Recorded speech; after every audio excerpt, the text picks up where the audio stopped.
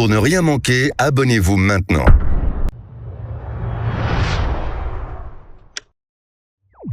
Medogbe na didipe nu kpola de siade. Nko nyenye akuvi emezilevu. Menye Festado TV be nyakaka dola le chaîne YouTube ti. Egbe amie le miabe émission alo wona sidimi dankorobe doka wola enenye. Mieva mia fofo, miato, mia novi, ikenyi, telagbo, be miava bia dewo. Mi dankure ne miakpo. Ne kuku miana mi miabe nko, miabe pe. Do pe abe nko, ku game mi je do agome. Oyona be Ajaho Kwame Laurent. Mji do agome fi a 7 ans. 39 ans la signe. Ndekule koyona miabe do pe abe nko. Lorenzo Still. Oyone. Ndekuku nukaye chuchumire nu ye miotiati ambena mi akplate la do. Ma globe so ka divine mekea. Ho mtana dessin. Aso kakunu so we donc an bena bene school va s'affilia akplate la. Nwa obena akplate la kakava zo apetega. Mbema biomi be kuhikewe mi dogo le lekebe dokpa kpla me ke mi dogo kuhi ya wade leke mi te unon kone mi te panko jenko kaka pa egbe ola yomi be dopeto. Ma globe dokpa kpla yen be tamia kuhi le mi sugbon. Wa do ni ndudu be kote o distance a chani mi na garo me anpona mo le moji kokko na garo me am sona kaka ina kaka akpa. Bema biomi be de esron le miasia ne ende leken mi te wona doya ken sokpona ho mi gbo. So la sini. Ama wona lo de kaka mpona ho mi gbo. Papa na fi chagbo. Mere kuku fikaye mi plena mi abe do nu ole. Mi plena ole mesuri. Garo me wani mi yiwa ni ma po. Ile asime. Asigame ko ton avec di kakala po. Mere kuku leke mi wona te dona asisi no o. Ma globe jajaro jonagina yin to. Donc am dona am dun ni am po ne obi ona be me ke ton na am ngbo. Yin to te lam ni. Donc kimbele ton am wa mo le bi am pa. Nchan po na ke ma wa. Ntona fi ava yina. Ndikanye mpona be alo amoglo na tiana be apeto enona gameti enona fi a 24/24 be ma bio mi bere leke mi tem gérer na dopea ku a homero ye mi tem nona gameti. Ma globe dokpa peke wo forme leke ola idome kaba. Donc nenu be ke pa emadum nenu ke pa Mvana do me kaba. Menyi be mon popore va sumiasi. Be mi atati le tela do anti. Lave ho chuchudo le dobu be o meade. De mi la tenlon atatia. Ne ende nu kentio ne aode nu kentio. Matin o doa, wote la doa ni mati dasio. Ne mva o do ke mpoa ne mgbova. Wa ba o echa examen. Alo ne mpo tan dia. Mano tila doya ni matila si ya gbelegbelo. Mbema biomi be nenyi be mle kaba di yembe o mso avoreva alo mso kochuva be mi awo namde ta nene milate wole donwadi kaka ma ho donya ye etila jonchon. Manglo be ni mati o tan na o. Wanu so gana npoa ela so. Yo. Est-ce que mi tonanuna me connaît les diaspora me connaît les Allemagne, États-Unis, ku eto wa mi tonanuna wa ye na meretian gba le fia be mi atomne are numéro ke die be la te yo mi le la die mi adi. OK. Ma problem tonanuna moji du vodi to kwa. America de karam tonanuna. Ne amelebe akpom le ni ho yakpoma ela yon le 90 92 30 18 donc yon me dit quoi voilà 5 ans.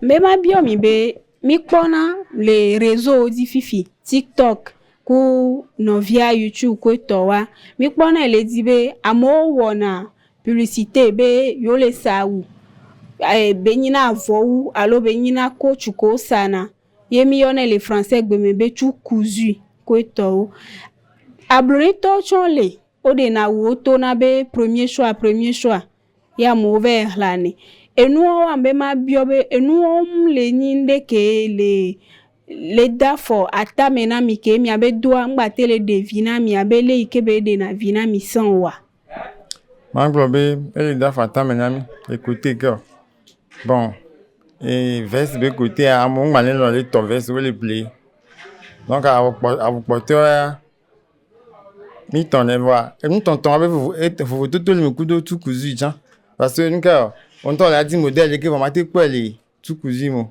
donc elle est calme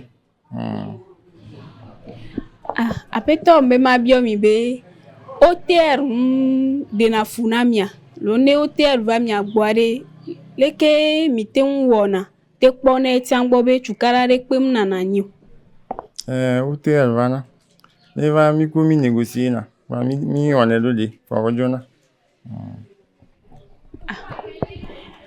devio ho back fifi e o la home unpo le odori pepe de mi le huhudi la ho dok plavire e la be mi glona mi be dok plavire pepe mle mi asio voi e do vana o sona modi vana nami dembe ma bio mi be le mi anovire le a home e po mi abe video a yele kebe do pe a Georgina bebe ya va kpla do le fiari de mi le huhudi la ho le doame e chan la kpla do anye kaka atrozu do peto alo do pe no Manglobe do be fia ne pa mandran ya donc ola tiva ma fio kaka ola nye chan deku de mi atem do son ni mi abe do pe anamia fi ke do pe alea do pe nya le yokwe agbligan catholique agbo le pasteur a dit be alignement dit quoi on la pon le fond apeto me de kuku demi le syndicat tela obe syndicat me ado e doro le a odo syndicat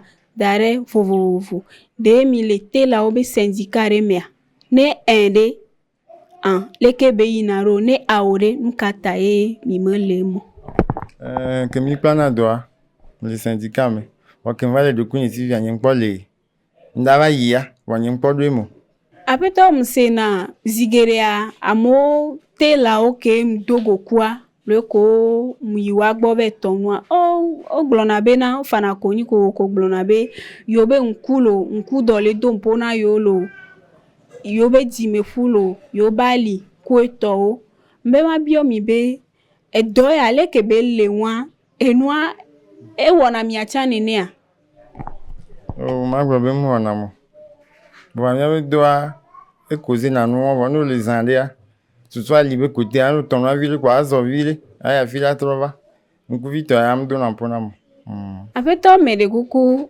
mebe ma bio mi be edo ya est-ce que mi aten recommander le kebe doa na no vire alo fofore ke la home edo gblene vo di la dinde gome alo mi anovi mi adadaro ko ho back o la home actuellement alo Amérique le chômage mi aten recommander le kebe doa na me abene wea maglobe te la doa mblenam wa ti tom na wonto atom na view atom na so fokoko ani dorim vo cha o la tom na wonto kwa ta le vivre wa plate la do ni ami pone tiambe na ediedia alo zigerea e va vana mebe na ne mio client mi va be mi aho mi aba uwa de mi va chana carton me be yo le dia uwa ava no bio mi be bleu ami sova alo dien mi sova nke gbo ebe so no onyanke gbo be so na tata client onu so do vana wale o ma so gavana o do mo ton na wo no na fi mo va ho kaka 3 ans avon to ya le nu me na fun fi a 5 ans on pa wa ho nu wa na be nu so do ava pa ni mi to va cha lo avo ale cha mi ngba nya fi ki mi de na no va gbo mi va di ne nu wa causer na nu kwa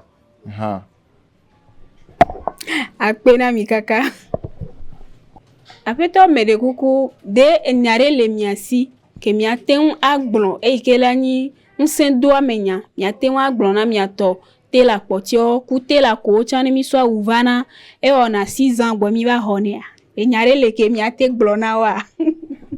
Ne ame ɖe sɔ awu va 6 ans gbɔ va xɔ eku ɖe kele ya dza gbɔ lo donc mía be faute o nya ke ma gba sɔ gblɔ nyi be tela doa encourage ame ɖe be ne dza va kple koa be dɔ nyui ɖe mble na me tsɔm do na kpea mo la kpɔtɔ ya godogodo akpe na o tsã akpe na mi fofo aƒetɔ kple aƒenɔwo ne míaƒe wɔna sia dzɔdzi na mi ye mi di be miato Festado TV dzi ne woadze si mi le Togo kple Dzuta sia miate ma ƒoka na mi le kaƒomɔ dzesi sia dzi kpekpe dzesi 228 93 ewo 22 plus 228 93 10 22 22.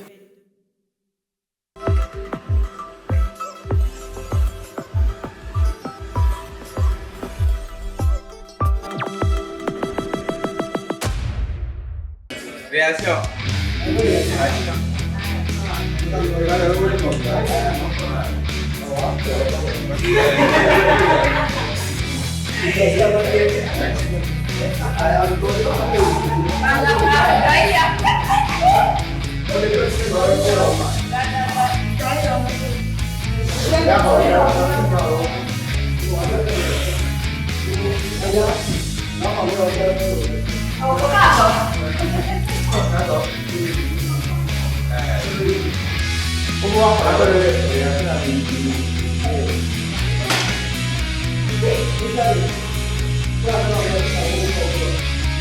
All right.